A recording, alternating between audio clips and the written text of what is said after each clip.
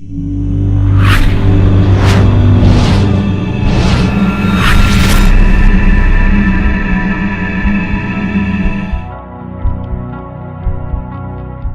au Seigneur Jésus-Christ, gloire en son Saint-Nom. Ce matin encore, nous sommes là pour écouter la parole de Dieu. Alors, avant que nous ne passions au message, je veux d'abord dans un premier temps me présenter. Moi, c'est le révérend Marc Faith, leader de Faith Ministry, basé au Maroc et bientôt à Paris.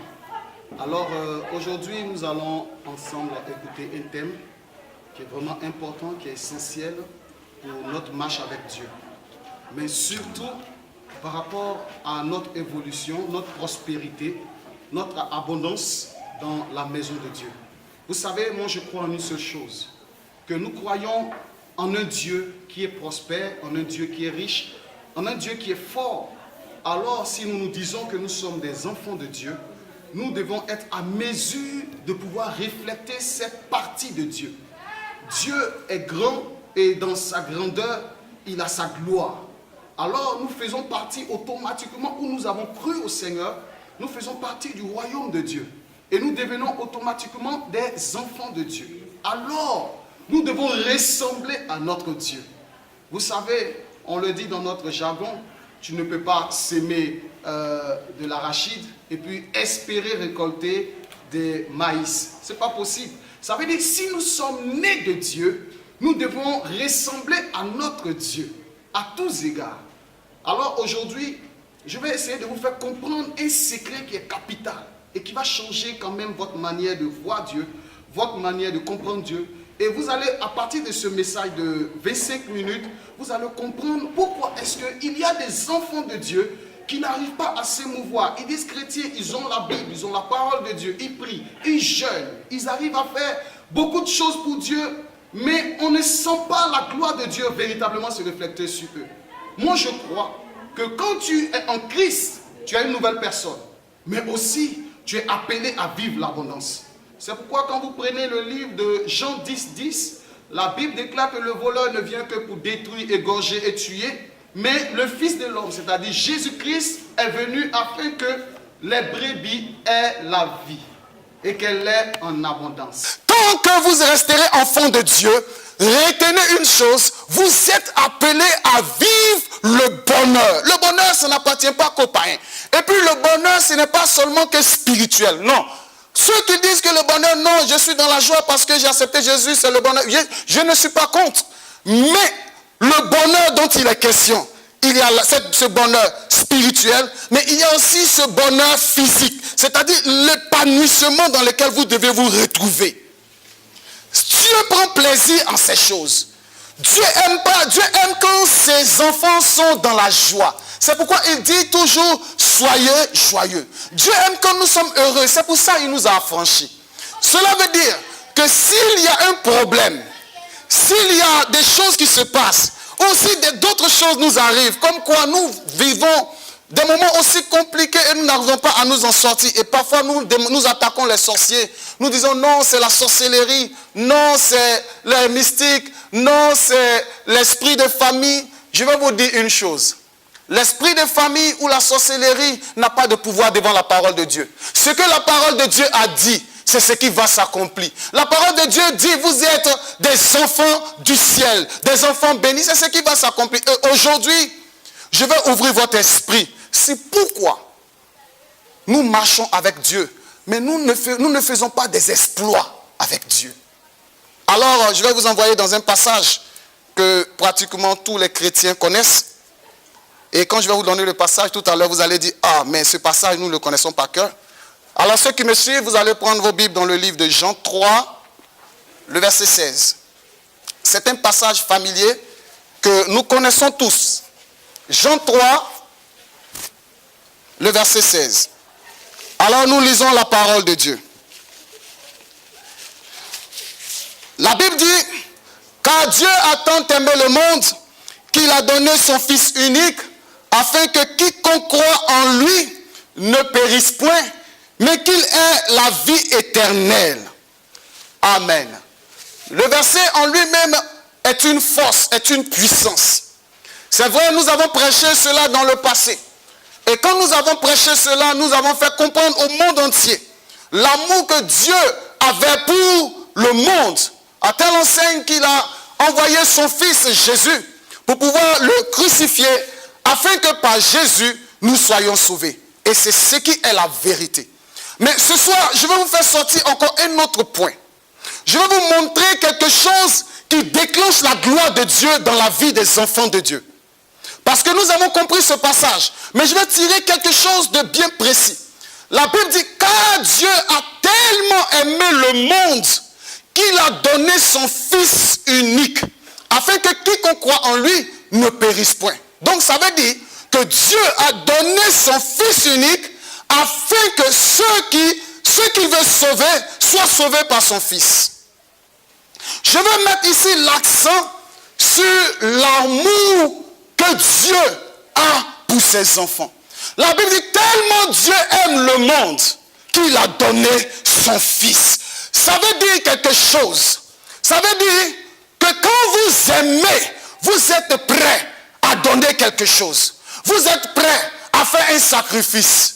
Écoutez, la Bible dit il a tellement aimé le monde qu'il a sacrifié son Fils. Ça veut dire que pour qu'il arrive à ce niveau pour pouvoir sacrifier son Fils, il devait avoir un certain amour qui l'envahira et qui débordera. Et c'est cet amour-là qui a poussé Dieu à sacrifier son Fils. Écoutez-moi bien ce soir. Il y a une prospérité. Il y a une richesse dans ce passage. Il dit, car Dieu a tant aimé le monde qu'il a donné. Ça veut dire quand on aime, on est prêt à tout pour ceux pour qui on aime. Je veux dire, quand vous aimez quelqu'un, vous êtes vraiment prêt à tout pour que cette personne-là soit heureuse ou soit dans l'abondance. Alors, le thème que je veux donner aujourd'hui, c'est le plus grand commandement de prospérité. Alors, pour ceux qui écoutent, pour ceux qui notent, vous pouvez alors noter le livre de Matthieu chapitre 22, le verset 37. Le thème, je vous l'ai dit, le plus grand secret pour devenir prospère. Vous pouvez le noter. Le plus grand secret pour devenir prospère entre les mains de Dieu. Il n'y a pas d'autre chose. Je lis la parole de Dieu clairement pour vous. Matthieu le chapitre 22, le verset 37. La Bible dit, Jésus lui répondit, tu aimeras le Seigneur, ton Dieu, de tout ton cœur, de toute ton âme et de toute ta pensée. C'est le premier et le plus grand commandement. C'est Jésus lui-même qui a parlé ici. Et c'est Jésus lui-même qui est en train de donner ce commandement. Mais c'est un commandement qui a rendu prospère des vies. Et c'est un commandement qui est capable de te rendre prospère aujourd'hui. C'est un commandement qui peut changer ton histoire en Jésus de Nazareth. Parce que je vais vous dire une chose. Que vous pouvez, quand vous acceptez Jésus pour la première fois, vous connaissez automatiquement un premier changement. Ça veut dire le premier changement que vous connaissez, vous quittez du monde des ténèbres pour venir dans le monde de la lumière. Ça, c'est le premier changement. Mais quand vous marchez dans le monde de la lumière, il y a encore un autre changement qui va se répercuter sur votre vie. C'est la connaissance de la parole de Dieu. Si vous n'avez pas la connaissance de la parole de Dieu, vous allez marcher, quand bien même que vous êtes en Jésus, dans la lumière, vous marchez aveuglement. Parce que la révélation ne vous est pas communiquée. Mais écoutez, Jésus dit c'est le plus grand commandement. Ça veut dire c'est le commandement qui ouvre les portes. C'est le commandement qui ouvre le ciel. C'est le commandement qui est capable de vous donner ce que vous n'espérez pas, même avoir. C'est le commandement qui peut tout vous donner. Cela vous donne le ciel. Cela vous donne la voiture que vous cherchez. Cela vous donne l'argent que vous cherchez. Cela vous donne tout. Écoutez, quand nous avons lu Jean 3,16 tout à l'heure, la Bible dit car Dieu a tant aimé le monde qu'il a donné son Fils unique. En fait, la première chose que Dieu recherche dans la vie de celui qui croit en lui, ce n'est pas ses jeûnes et prières. Non, ce n'est pas ses louanges ou ses pas de danse. La première des choses que Dieu recherche dans la vie d'un homme, c'est l'amour qu'il manifestera pour lui. Je vous dis en vérité, peu de chrétiens ne sont pas prospères et ne sont pas bénis. Parce qu'en vérité, ce sont les plus grands louangeurs. Ce sont les plus grands prieurs. Ce sont les plus grands jeûneurs. Mais ils sont moins qu'ils aiment l'Éternel et qu'ils aiment Dieu. Je vais vous expliquer. Regardez un peu une image de nos jours. Quand une fille aime un homme, prenons un exemple simple. Frère, sœur, nous avons observé, nous avons vu, nous avons assisté à des choses où on se demandait vraiment. Parce que quand une fille, un homme aime un homme, ou un homme aime une fille, je vous assure qu'il est prêt à tout, ou elle est prête à tout, pour pouvoir satisfaire son homme. On a assisté à des filles qui ont sauté des clôtures, pas pour aller chercher l'argent, pas pour aller chercher quoi que ce soit, mais pour aller seulement voir leurs copains, ou bien leur chéri. On a vu des personnes dépenser des millions, pas pour s'amuser dans quoi que ce soit, mais parce qu'ils aimaient simplement leur femme. Écoutez-moi très bien. Nous savons tous ici combien de fois quand nous aimons quelqu'un, quand nous aimons une personne, nous sommes prêts à nous saigner, à dépenser, à nous tuer même pour que la personne reste vraiment comme nous le voulons. C'est comme un père qui aime ses enfants. Ou c'est comme une mère qui aime ses enfants. Tellement elle aime ses enfants. Frère, même si quelque chose de bizarre arrive à ses enfants, son cœur bat. Elle n'arrive plus à dormir. Elle n'arrive plus à rester tranquille. Écoutez, elle fait ça et là. Tout pour que son enfant retrouve peut-être la santé ou se retrouve. Quand vous aimez quelqu'un, vous êtes prêt à tout pour que cette personne soit heureuse. Mais ça, c'est l'amour que nous manifestons pour les hommes. Dieu n'est pas contre ça. Mais la seule chose que Dieu demande, c'est que ce même amour, vous pouvez le manifester aussi pour lui. Nous avons assisté à Abraham. En fait, Dieu ne voulait pas tuer l'enfant d'Abraham, mais Dieu voulait tester. Dieu voulait éprouver Abraham. Pas pour voir la foi d'Abraham. Mais Dieu voulait tester Abraham pour voir le degré d'amour que Abraham a pour lui. Dieu ne teste pas notre vie de prière. Dieu ne teste pas notre vie de sanctification. Dieu teste l'amour que nous avons pour lui. Si c'est des prières, on en a dans notre église.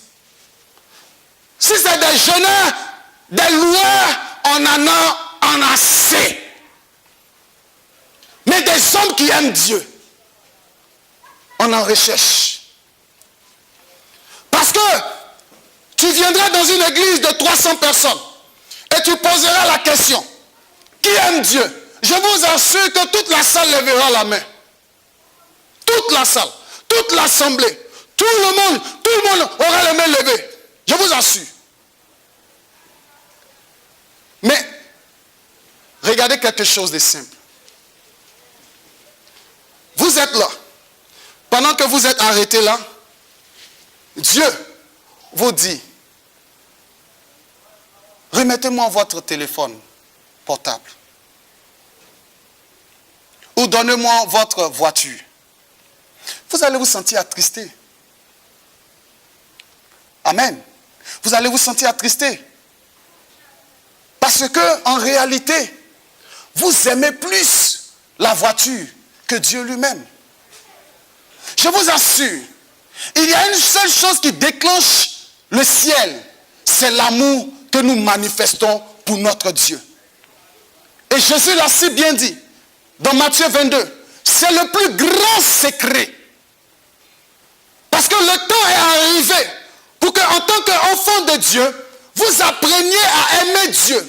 Pas dans la louange seulement, pas dans les prières d'intercession seulement.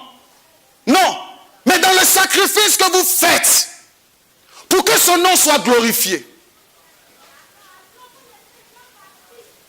Et c'est en cela que la main de Dieu viendra sur vous. Parce que, écoutez, on ne peut pas dire qu'on aime Dieu un instant. Et l'homme de Dieu s'élève, il dit, nous avons une croisade. Ou bien nous avons une telle action dans l'église. Et puis nous qui disons que nous aimons Dieu, personne ne réagit. Personne ne fait quoi que ce soit. J'ai compris que le cœur de l'homme est plus attaché à ses biens. Le cœur de l'homme est plus attaché à ses biens qu'à Dieu. Amen. Parce que si Dieu vient vers vous, vous devez être en mesure de lui donner n'importe quoi. J'ai dit un jour à une assemblée, quand Dieu vous demande de lui donner votre voiture et que vous avez mal, mais quand Dieu vous a demandé de vous donner votre vie, vous lui avez donné votre vie. Donc vous êtes en train de dire à Dieu que la voiture même est plus importante que votre vie. Parce que vous pouvez donner votre vie à Jésus, il n'y a pas de problème. Mais quand il s'agit de donner simplement votre argent, votre voiture, votre maison, c'est difficile. Ça veut dire qu'avant même d'arriver au niveau de Dieu, vous accordez plus d'importance même à l'argent, à la voiture qu'à votre vie. Parce que si Dieu vous a demandé, votre vie vous lui avez donné, et vous n'êtes pas capable de lui donner votre argent, c'est que, écoutez, alors vous comprenez avec moi que vous accordez plus d'importance. Et en réalité, vous n'aimez pas Dieu. C'est pourquoi Jean 3,16 dit, car Dieu a tant aimé le monde qu'il a donné. Je vais vous dire, quand vous aimez, vous ne vous lassez pas de donner. Vous ne pouvez pas voir l'œuvre de Dieu être en train de souffrir et puis rester là sans donner. Ce n'est pas possible. Alors vous devez comprendre quelque chose. Qu'il y a une bénédiction devant vous. Dieu est prêt à vous élever. Dieu est prêt à vous donner tout ce dont vous avez réellement besoin. Dieu est prêt à vous faire grâce. Dieu est prêt à rendre votre nom grand. Mais une seule chose que vous devez comprendre, vous devez dès aujourd'hui apprendre à l'aimer véritablement. Regardez, quand un homme aime une femme, quand il sort, il réfléchit. Qu'est-ce que je peux apporter à ma femme? Pour que ma femme soit heureuse. Il va dans un supermarché. Il paye quelques biscuits. Il paye quelques... En tout cas, ce que sa femme aime. Il met dans son sac. Il vient à la maison. Il fait une surprise à sa femme. Chérie. Alors quand elle voit, elle est contente. Mais combien de personnes font cela pour Dieu? Dieu dit, je suis votre ami. Il est celui qui m'aime. Parce qu'il n'existe pas des gens qui aiment Dieu. Combien sont de personnes qui ont une intimité avec Dieu et qui peuvent souvent faire surprendre Dieu pour dire à Dieu tellement je l'aime. Aujourd'hui je veux le... Vous me direz, pour les profanes, vous me direz, mais Dieu il est où pour que je le surprenne? Dieu il est où pour que je lui prouve mon amour? Dieu il est où pour que je puisse lui donner? Dieu se trouve dans son église. Dieu se trouve dans son œuvre. Dieu se trouve dans ses serviteurs. Vous devez apprendre à développer une intimité avec votre Dieu, une relation avec Dieu, une relation d'amour véritable. Ce n'est pas de l'amour hypocrite, non. Vous devez apprendre à l'aimer. Je vous assure, quand vous commencez à apprendre à aimer Dieu, il ne vous laissera jamais. Parce que chaque jour, vous pensez à lui, tout comme un homme pense à sa femme. Un homme qui aime sa femme, même quand il sort le matin, ses idées sont encore à la maison. Un homme qui pense à sa femme, même quand il est au bureau, il ne passe pas une heure sans penser à sa femme. Alors, vous devez comprendre que vous devez avoir cela, cette attitude d'amour en vous. C'est ce que Dieu recherche dans le cœur ou dans la vie des chrétiens. Combien sont ceux-là qui aiment Dieu? Je ne vous parle pas de cet amour sentimental. Oh non, j'aime Dieu, oh là là. Non, non. Je vous parle d'aimer véritablement Dieu. Vous pouvez observer aujourd'hui dans nos églises des gens qui voient des défauts dans l'église. Et quand je parle des défauts, je veux parler des choses qui manquent dans l'église et qui ont la capacité de le faire et qui ne le font pas. Ceux-là, ils me diront qu'ils aiment Dieu. Mais je dirais non, vous n'aimez pas Dieu. Parce que quand vous aimez Dieu et que vous voyez que le temple n'est pas comme il doit être, automatiquement vous avez mal au cœur. Regardez, quand vous voyez quelqu'un que vous aimez et qu'on maltraite, vous avez de la compassion et de la pitié. À tel enseigne que si vous pouvez faire quelque chose, vous le faites. Apprenez à faire cela pour Dieu. Apprenez à vous sacrifier pour Dieu. Apprenez à marcher dans l'amour avec votre Dieu. Et c'est en cela que vous verrez Dieu ouvrir les écluses des cieux. Les promesses de Dieu sont pour nous tous, mais elles s'accomplissent dans la vie de peu. Je vous le dis, elles s'accomplissent dans la vie de peu, parce que peu aiment véritablement Dieu. Alors ce soir, ce matin, je voudrais que vous compreniez avec moi combien de fois cela est important. Combien de fois cela joue dans notre vie, l'amour de notre Dieu.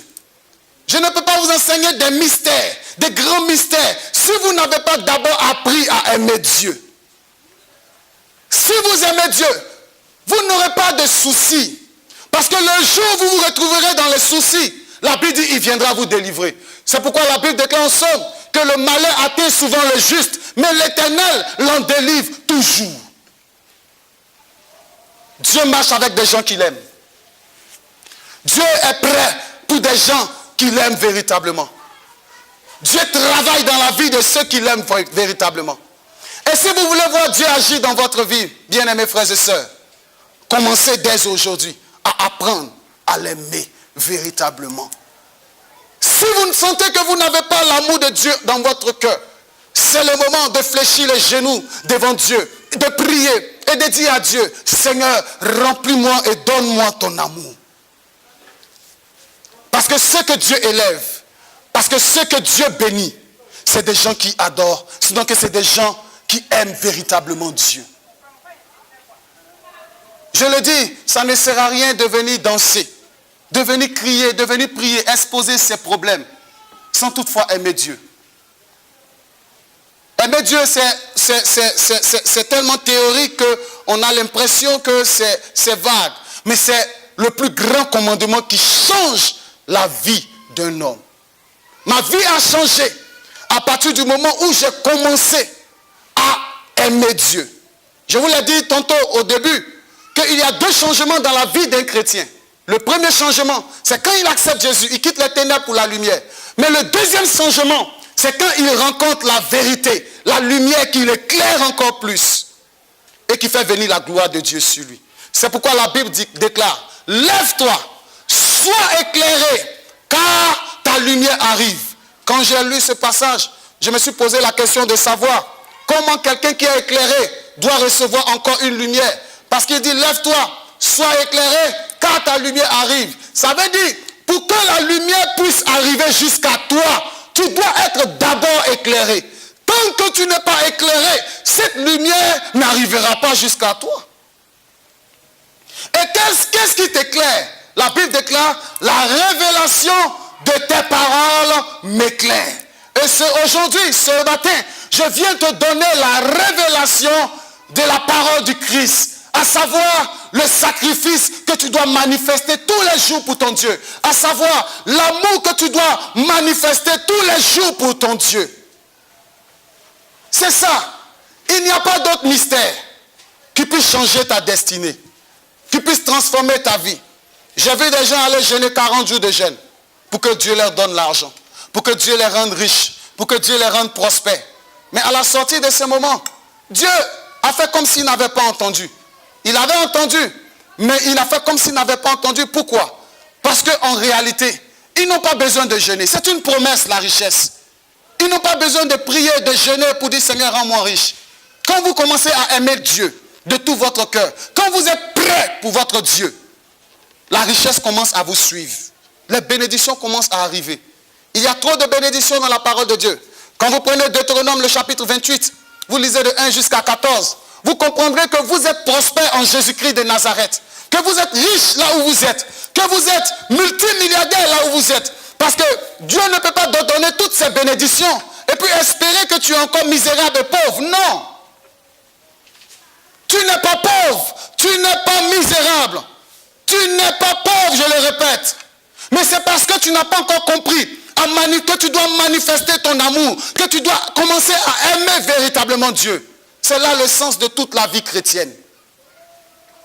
Parce que quand tu aimes Dieu, tu es sensible à l'œuvre de Dieu. Tu es sensible à toute action de Dieu. Tu n'as pas de problème avec les histoires de l'œuvre de Dieu. Même quand il s'agit de donner tout ce que tu as, comme l'Éternel lui-même, qui est le premier exemple, selon Jean 3,16, le premier exemple, la Bible dit, il est celui qui a aimé d'abord le monde. Mais parce qu'il a aimé, il a donné tout ce qu'il avait de cher pour sauver le monde. Alors, vous devez comprendre aujourd'hui, bien-aimés frères et sœurs, arrêtez de souffrir dans des jeûnes, mais commencez à comprendre que c'est simplement le défaut, le manque d'amour pour Dieu dans votre cœur qui provoque tout cela. Et du lieu où vous êtes, si vous pouvez simplement faire cette prière avec moi pour dire à Dieu, Seigneur, donne-moi de t'aimer véritablement. Si vous pouvez jeûner pour que l'amour de Dieu soit manifeste dans votre cœur, faites-le. C'est un sujet de prière. Ne cherchez plus l'argent dans les jeûnes. Ne cherchez plus quoi que ce soit. Cherchez l'amour de Dieu. Je vous assure, cet amour que vous aurez pour votre Dieu va transformer votre histoire et va transformer votre vie. Parce que quand vous aimez Dieu, vous n'avez peur de rien. Vous n'avez peur de rien. Et vous êtes prêt à tout sacrifier pour votre Dieu. Les témoignages, j'en ai assez.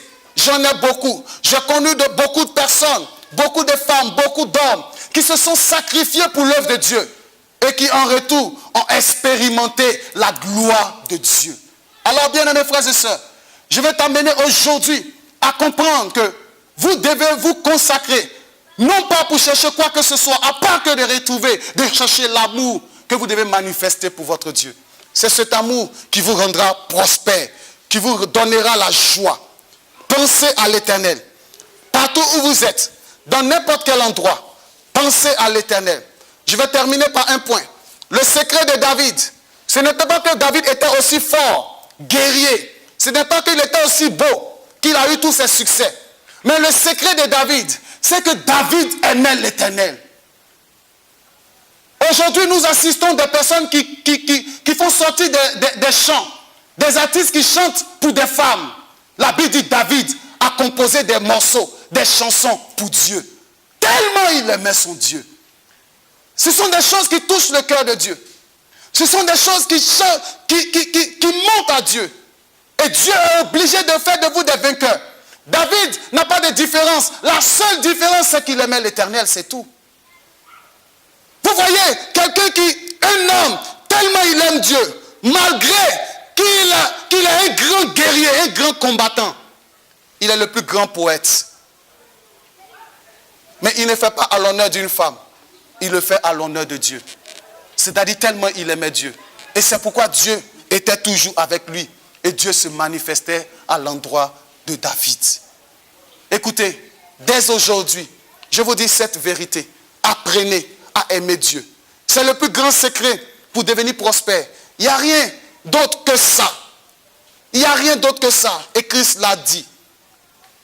Vous devez fléchir genoux du lieu où vous êtes et dire à Dieu, mettre la main droite sur votre cœur et dire à Dieu, Seigneur, je veux une chose.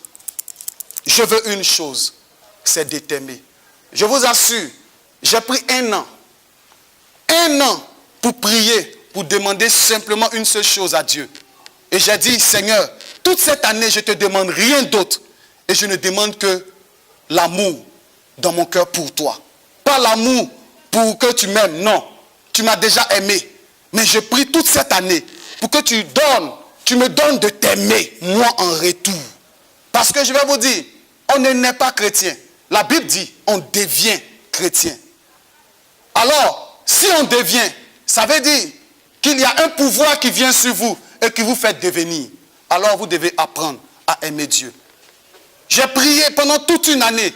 J'ai dit à Dieu, je n'ai pas besoin d'un grand amour. J'ai besoin simplement d'une seule goutte d'amour pour toi dans mon cœur. Comme Abraham l'avait pour toi. Comme David l'avait pour toi. Et j'ai prié. Et chaque jour que Dieu fait, je continue de prier. Je continue de prier pour aimer l'Éternel. C'est ma seule force. C'est ma seule grâce. C'est ma seule bénédiction. alors je veux que tu le fasses comme moi. Du lieu où tu es, je veux que tu fasses cette prière avec moi. Mets simplement la main droite sur ton cœur et dire avec moi, répète ces prières. Seigneur, étends ta main sur ma vie et mets ton amour dans mon cœur, afin qu'à partir d'aujourd'hui, je commence à t'aimer et que j'arrive à t'aimer à la folie, comme David t'aimait à la folie. Père éternel, je veux vraiment t'aimer. Comme un homme aime une femme, je veux t'aimer ainsi, dans le nom de Jésus. Amen. Alors, bien-aimés frères et sœurs, que la grâce de Dieu soit sur vous, que la main de Dieu soit sur vous, et qu'à partir d'aujourd'hui, commencez à manifester l'amour de Dieu.